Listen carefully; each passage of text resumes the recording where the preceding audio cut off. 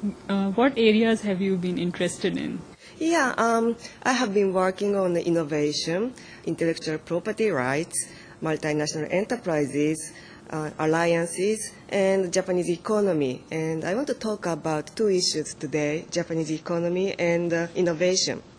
Japan is the second largest economy in the world and America's third largest trading partner next to Canada and Mexico. And as we know, Japan is still suffering from the more than decade-long recession.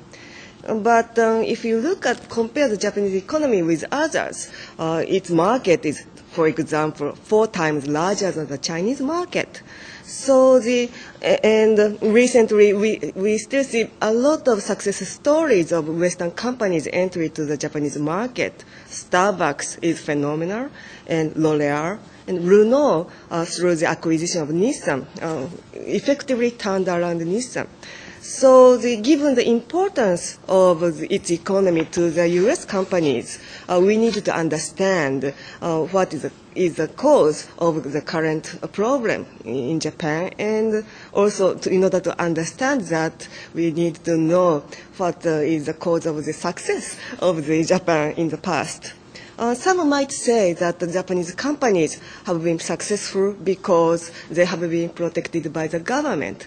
However, if we look at the history and evidence, we find the competitive industries are more protected by the government, and competitive industries were just left alone.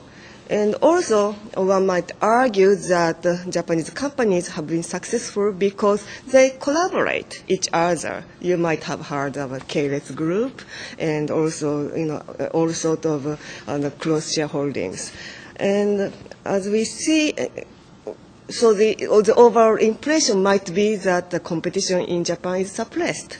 But empirical evidence shows that the level of competition in Japan is no different than the US or Europe.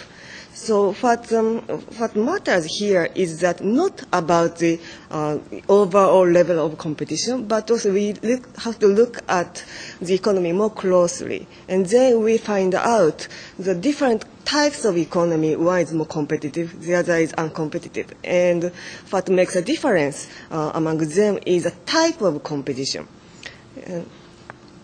If you look at the uncompetitive companies, they tend to pursue operational effectiveness simple-mindedly, or they just imitate somebody else. But if you want to make your profit and sustain it, you have to first seek distinct competitive advantage and distinct strategy at the company level.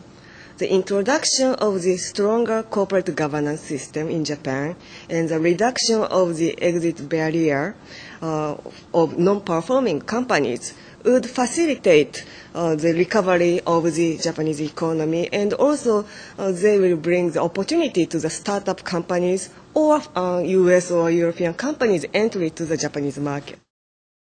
And in terms of the Japanese market entering or into other in terms of other companies entering into the Japanese economy, where do you see that going?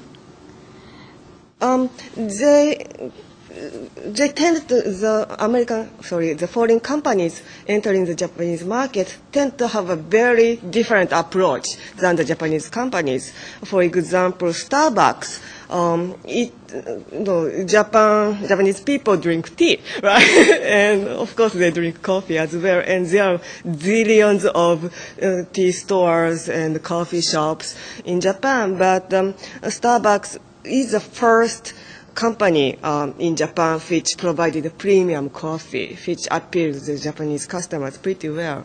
And then they are rapidly expanded. Of course, they learned from their U.S. experience how important the rapid expansion and capture the good location is. And they did the same in Japan, and their growth rate is just unbelievable. And they used Japan as a stepping board, and now entering to the other Asian market as well as European market.